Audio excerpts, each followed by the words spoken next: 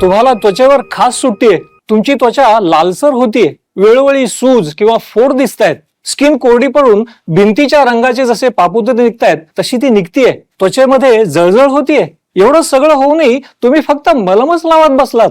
शरीरावर पांढरे डाग दिसतायत, त्यामुळे समाजात मिसळणे कठीण झालंय. त्वचेवर दिसणारे डाग, मुरुमामुळे तुमचे मित्र तुमची टिंगल उडवत आहेत, त्यामुळे तुम्ही मानसिक तणावाखात जातात. चार चौघात पूर्ण आत्मविश्वासाने तुम्ही बोलू शकत नाही, तरी तुम्ही त्यावर अजूनही मलमच लावतात. बाजारात मिळणारे शेकडो स्किन केअर प्रॉडक्ट वापरून तुम्ही थकले आहात. हातावर हात ठेवून बसू नका, काहीतरी ठोस डिसिजन घ्या, नाहीतर स्किनचे हे आजार गंभीर स्थितीत गेल्यावर त्वचा खूप सुकून फाटू शकते किंवा पूर्णपणे गळू शकते, ज्यामुळे तीव्र वेदना आणि जळजळ होते. संसर्ग झाल्यास शरीरात सेप्सिस होण्याचा धोका असतो, ज्यामुळे मृत्यू होऊ शकतो. त्वचेवर कायमचे डाग, जखमा किंवा त्वचेचे नुकसान होऊन विकृती निर्माण होऊ शकते. काही प्रकरणात त्वचेच्या कार्यक्षमतेत मोठी हानी होते, त्यामुळे शरीरातले इतर अवयवांवर देखील परिणाम होऊ शकतो. म्हणून मी आता जे सांगणार आहे ते नीट ऐका. नमस्कार, मी डॉक्टर देसाई. नम्मा होमिओपॅथीमध्ये मागील 10 वर्षांपासून कार्यरत आहे. आज मी त्वचेच्या विकारावर बोलायला इथं आलो आहे. प्रत्येकाला आपल्या जीवनात एकदा केव्हा ना केव्हा कमी अधिक प्रमाणात त्वचेचा विकार झालेला आहे. त्वचा रोग हे सर्वत्र आढळणारा विकार आहे. खराब आहार, तीव्र सूर्यप्रकाशाचा परिणाम, प्रदूषण आणि स्वच्छतेची कमी काळजी यामुळे त्वचेचे विकार जास्त प्रमाणात आढळतात. या विकाराचे लक्षण आढळल्यास योग्य वैद्यकीय सल्ला घेऊन लवकरात लवकर उपचार करून घेणं गरजेचं असतं. त्यासाठी नम्मा होमिओपॅथी ही प्रगतीशील वैद्यकीय संस्था तुम्हाला योग्य मार्गदर्शन करण्यासाठी पूर्णपणे सज्ज आहे. नम्मा होमिओपॅथीनं रिसर्च करून डेव्हलप केलेला immunogenic miasmatic 6th generation homeopathic formula त्वचेच्या विकारावर प्रभावीपणे काम करतो, कुठल्याही सर्जरीशिवाय आणि कुठल्याही त्रासाशिवाय. होमिओपॅथी ही अशी औषधोपचार पद्धती आहे ज्याला 200 वर्षांचा इतिहास आहे, आणि ही होमिओपॅथीची उपचार पद्धती प्रगत करण्यासाठी नम्मा होमिओपॅथीच्या रिसर्च टीमचा सातत्याने प्रयत्न असतोच. बऱ्याचदा आपल्याला जेव्हा आजार होतो तेव्हा त्या आजारावर उपचार केले जातात, पण होमिओपॅथीमध्ये आजाराचे कारण शोधून त्या कारणावर उपचार केले जातात. आजाराचं कारणच नसेल तर आजार कसा होईल? त्यामुळे होमिओपॅथी औषधोपचार घेतल्यानंतर आजार मुळापासून नष्ट होतो आणि तो आजार पुन्हा उद्भवण्याची शक्यता फार कमी असते. नम्मा होमिओपॅथी मागील 25 वर्षापासून होमिओपॅथी क्षेत्रात उल्लेखनीय काम करताना दिसत आहेत. नम्मा होमिओपॅथी मधील 350हून अधिक अनुभवी डॉक्टर्स होमिओपॅथी औषधामध्ये विविध प्रकारचे संशोधन करून अधिक प्रभावी औषधे शोधून कमीत त्रासात आणि आपली जीवनशैली न बदलता कमीत पथ्य पाडून रोग्यांना कशा बरं करता याकडे लक्ष देते. नम्मा होमिओपॅथी भारतात 30हून अधिक शहरांमध्ये आपली सेवा देत आहे. आमचे प्रत्येक ब्रांच मध्ये होमिओपॅथी क्षेत्रातील तज्ञ डॉक्टरांची टीम रुग्णांना त्यांच्या त्रासातून मुक्त करण्यासाठी प्रयत्नशील असते. मिड डे न्यूजपेपर हेल्थ क्षेत्रावर भारतातील सर्वे करते आणि हेल्थ केअर ऑर्गनायझेशनला त्याची ट्रीटमेंट क्वालिटी आणि सर्व्हिस बघून रँकिंग देते. तर या सर्वे मध्ये मिड डे न्यूजपेपरने नम्मा होमिओपॅथीची 2024 मधील भारतातील नंबर 1 ची हेल्थ केअर ऑर्गनायझेशन म्हणून निवड केली आहे. नम्मा होमिओपॅथीनं रिसर्च करून त्वचा विकारांवर एक उपचार पद्धती तयार केली आहे, ज्यामुळे कित्येक रुग्ण पूर्णपणे बरे झालेत, कोणतीही शस्त्रक्रिया न करता आणि कोणतेही कठोर पथ्य न पाळता. तर आधी आपण जाणून घेऊया की हा त्वचा विकार नक्की काय आहे. या विकाराला जाणून घेण्यासाठी अगोदर आपली त्वचा काय आहे हे जाणून घेणं आवश्यक आहे. त्वचा ही साधारणपणे मऊ, लवचिक आणि बाहेरील उतींचा म्हणजे ज्याला आपण टिश्यू म्हणतो त्याचा थर असते. आपल्या त्वचेचे पहिलं काम आहे संरक्षण. त्वचा शरीराच्या आतील अवयवांना बाह्य वातावरणापासून संरक्षण देते. जीवाणू, विषाणू, रसायन आणि सूर्याच्या अल्ट्राव्हायोलेट वेव्ह पासून संरक्षण करते. तसेच आपल्या शरीरातील तापमान नियंत्रणाचे काम त्वचेच्या घाम ग्रंथी करतात. त्या शरीराच्या तापमानामध्ये संतुलन राखण्यास मदत करतात. घामाच्या माध्यमातून आपल्या शरीरातील उष्णता बाहेर टाकली जाते. तसंच काही अपायकारक पदार्थ सुद्धा बाहेर टाकले जातात. त्वचेला संपर्क भावना असतात, म्हणजे त्वचेतील मज्जातंतू शरीराला स्पर्श, तापमान, वेदना आणि दाब यांचा अनुभव देतात. तसंच त्वचा पाण्याचे संतुलन राखून शरीरातला ओलावा नियंत्रण करते. सूर्यप्रकाशात येताना व्हिटॅमिन डी तयार करण्याचे काम त्वचेचे असते, जे हाडांच्या मजबूतीसाठी आवश्यक असतं. त्वचा हे स्टोरेज हाऊस म्हणून काम करतं. त्वचा चरबी आणि पाणी साठवतं, जे आपत्कालीन ऊर्जेचा स्रोत असतात. त्यामुळे त्वचा हा आपल्या शरीराचा एक महत्वपूर्ण भाग आहे. पण या त्वचेमध्ये जेव्हा काही विकार होतात तेव्हा ती काही लक्षणं दाखवते, जसं की खाज येणं, त्वचेवर वारंवार खार सुटणं हे एक प्रमुख लक्षण असू शकतं. विशेषतः ॲलर्जी किंवा एक्झिमा सारख्या विकारांमध्ये हे होतं. दुसरं लक्षण म्हणजे लालसरपणा. त्वचेला लालसरपणा होणं विशेषतः सूज असलेल्या भागात लालसरपणा येतो. बऱ्याचदा त्वचेवर फोड येतात, ते पाण्याने भरलेले असतात, ते जळजळ निर्माण करतात. डाग येणं हे त्वचा विकाराचं लक्षण आहे. पांढरे, काळे किंवा लालसर डाग त्वचेवर तयार होणं, जसे की सोरायसिस किंवा व्हिटिलिगो मध्ये होणं, हे आपण बघतो. काही केसमध्ये त्वचेला पुरळ येतं, जे सामान्यतः ॲलर्जी, संसर्ग किंवा त्वचेच्या इतर आजारांमुळे होतात. त्वचा कोरडी पडते, तिचे पापुद्रे निघतात. इन्फेक्शन झालं की त्वचेवर सूज येते. ही अशी काही लक्षणं त्वचेच्या विकारांमध्ये दिसून येतात. अशी लक्षणं दिसून आल्यास तुम्ही लवकरात लवकर नम्मा होमिओपॅथीच्या ब्रांचला व्हिजिट करून आमच्या तज्ज्ञ डॉक्टरांचा सल्ला घेऊन तुम्ही उपचार सुरू केले पाहिजे. आम्ही डेव्हलप केलेल्या immunogenic miasmatic 6th generation homeopathic formula तुम्हाला त्वचा विकारातून बाहेर काढण्यासाठी उपयोगी ठरेल. त्यासाठी आम्हाला एकदा अवश्य भेट द्या. आपल्याला एक कॉल येतोय. नमस्कार डॉक्टर. नमस्कार. माझं नाव वर्षा. आजकाल माझ्या हातावरती हलके पांढरे डाग दिसत आहेत. ते कोणत्या कारणाने दिसू शकतात? सहसा त्वचेतले मेलिनिन हा घटक कमी झाल्यामुळे आपल्याला त्वचेचा रंग पांढरा पडायला लागतो. तुम्हाला काही इजा वगैरे झाली होती का? नाही. म्हणजे हा ल्युकोडर्मा नाही. बरं, तुम्हाला हे डाग कधीपासून दिसत आहेत? सर, साधारणतः 15 ते 20 दिवस झाले. मग या 15 दिवसात तुम्ही काय उपचार केले? काहीच नाही. असं का? नाही, कधी दुखत नाही ना, आणि त्याचा कोणता त्रास नाही, म्हणून इतकं लक्ष नाही दिलं. असं करू नका. आपल्या शरीरात काहीतरी बदल झाला म्हणजे काहीतरी विकार झाला असेल ना. तुम्ही असं दुर्लक्ष करू नका. लगेच नम्मा होमिओपॅथीमध्ये जा आणि लगेच उपचार सुरू करा. 10-15 दिवस झाले म्हणजे अजून तुमचा आजार सिव्हिअर कंडिशनला पोहोचलेला नाही, नाहीतर तुम्ही विटिलिगोच्या विळख्यात सापडू शकता. ठीक आहे सर, मी लगेच नम्मा होमिओपॅथीला व्हिजिट करीन. थँक्यू. धन्यवाद मॅडम. बघा, व्हिटिलिगो म्हणजे कोड आणि ल्युकोडर्मा यात सारखी लक्षणं दिसू शकतात, पण याची कारणं वेगवेगळी आहेत. ल्युकोडर्मा हा बाह्य कारणांमुळे होतो, तर कोड हा एक प्रतिकार यंत्रणेच्या बिघाडामुळे होणारा आजार आहे, म्हणजे ऑटोइम्युन आजार आहे. म्हणून तुम्हाला पांढरे डाग दिसत असतील तर तो नेमका कोड आहे का ल्युकोडर्मा आहे हे फाइंड आउट करणं खूप गरजेचं असतं. त्यासाठी तुम्ही नम्मा होमिओपॅथीला व्हिजिट करणं आवश्यक आहे.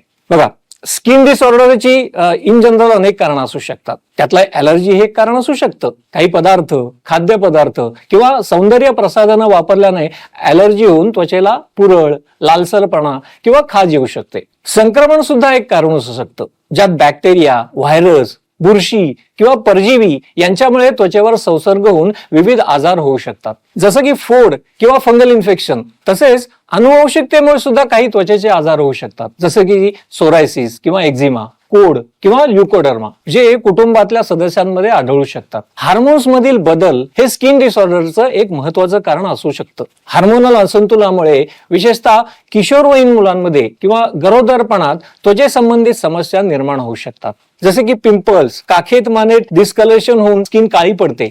अल्टिकेरिया म्हणजेच सामान्य भाषेत ज्याला आपण शीतपित्त म्हणतो, यात रेड रॅशेस येतात. सूर्यप्रकाशाच्या प्रभावामुळे स्किन डिसऑर्डर होतात. अतिशय सूर्यप्रकाशात राहिल्याने त्वचेला नुकसान होऊन सनबर्न, हायपर पिगमेंटेशन किंवा त्वचेचा कर्करोग होण्याचा धोका असतो.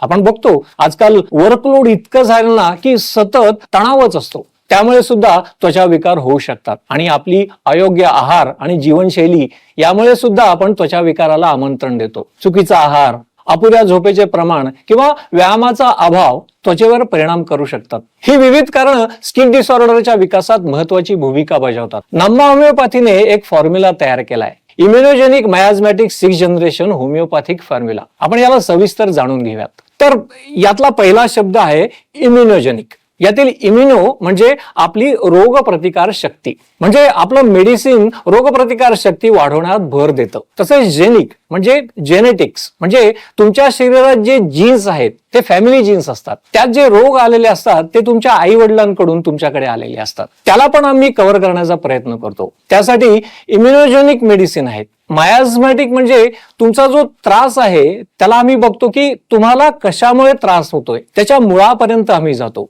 त्याच्यावर आम्ही तुमच्या शारीरिक आणि मानसिक रचनेनुसार औषध देतो. आणि 6th जनरेशन म्हणजे आताची जनरेशन आहे. या जनरेशन मध्ये सांगता येत नाही की कोणाला कोणता त्रास होईल आणि कधी होईल. लहानांपासून मोठ्यांना सगळ्यांना त्रास होत आहे. आजकाल प्रत्येकाला त्यांच्या समस्येवर झटपट उपाय हवा असतो. म्हणूनच आजच्या जगाच्या जीवनशैलीनुसार आमच्याकडे 6व्या पिढीचं औषध आहे. आधीच्या काळात arthritis, varicose Wien, sugar, BP हे आजार लोकांना 50च्या नंतर व्हायचे, पण आता कोणत्याही वयात होतात. कोणत्याही वयोगटात आमची औषधं इफेक्टिव्ह आहेत.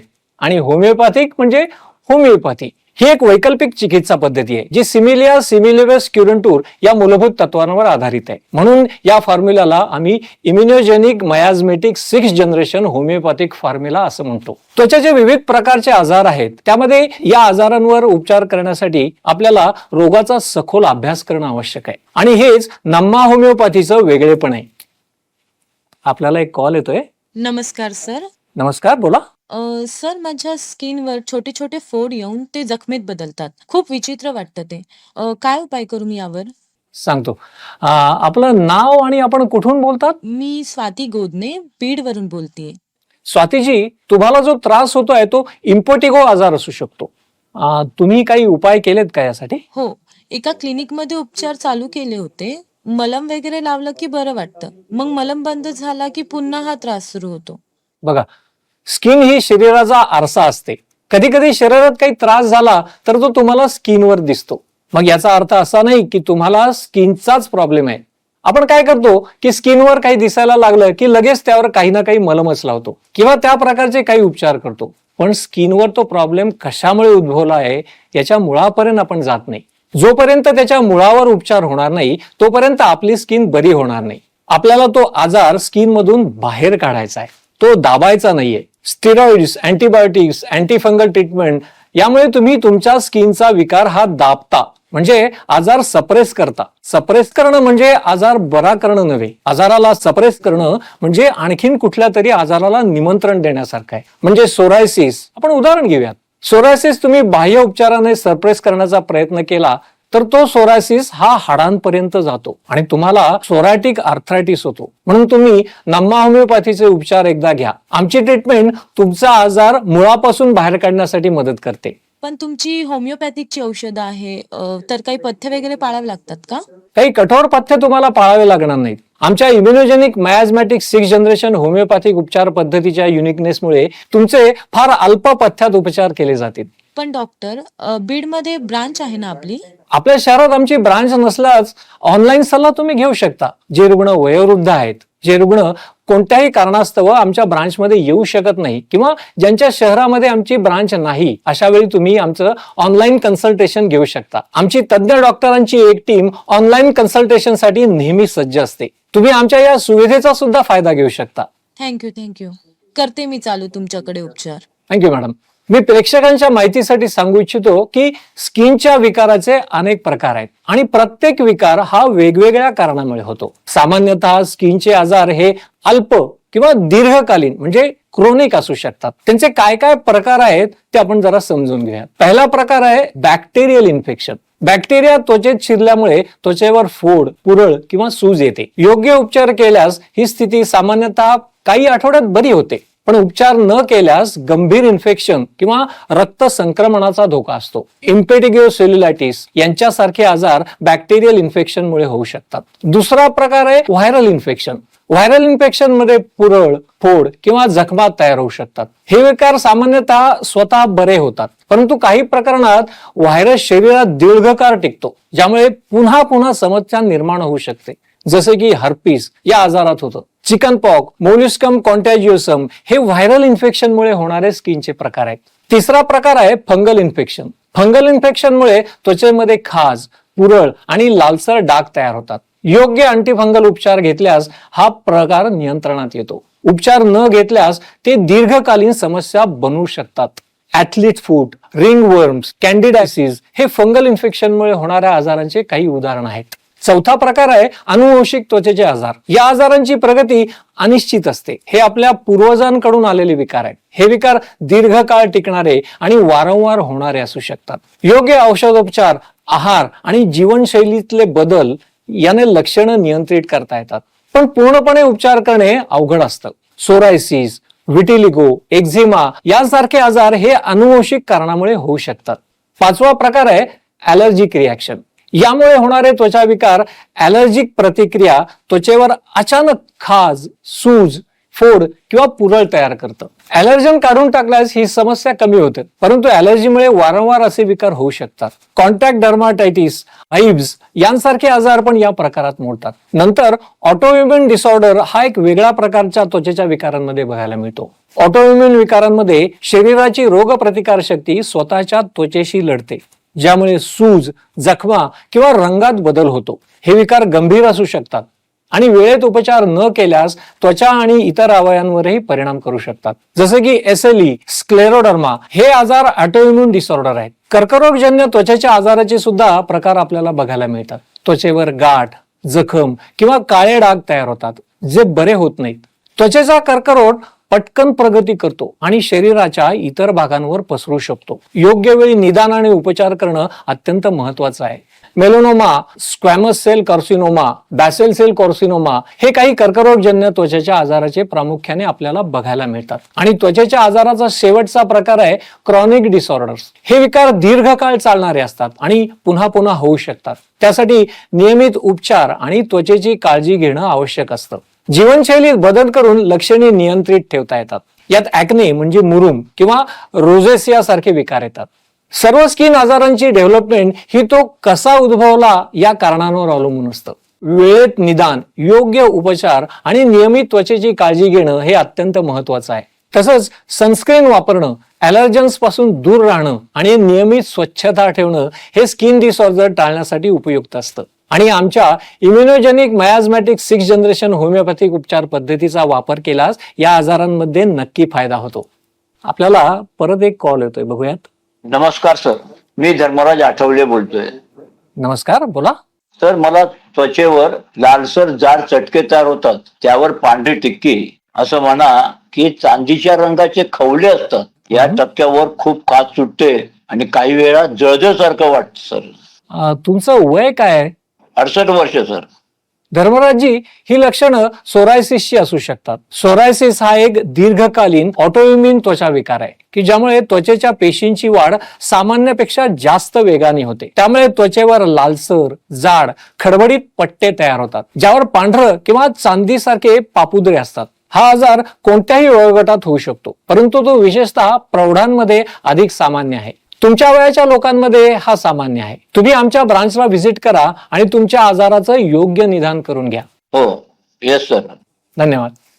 सोरायसिस मध्ये शरीराच्या प्रतिकार शक्तीचे कार्य बिघडतं, ज्यामुळे त्वचेच्या पेशींची वाढ ही अनियंत्रित होते. म्हणून याला ऑटोइम्युन त्वचा विकार म्हणतात. तसंच हा अनुवंशिकतेमुळे सुद्धा होतो. कुटुंबात सोरायसिस असलेल्या व्यक्तींच्या मुलांना याचा धोका अधिक असतो. संक्रमण, तणाव, त्वचेला लागलेली इजा, काही औषधं किंवा हवामानातला बदल हे आजाराला निमंत्रण देऊ शकतात.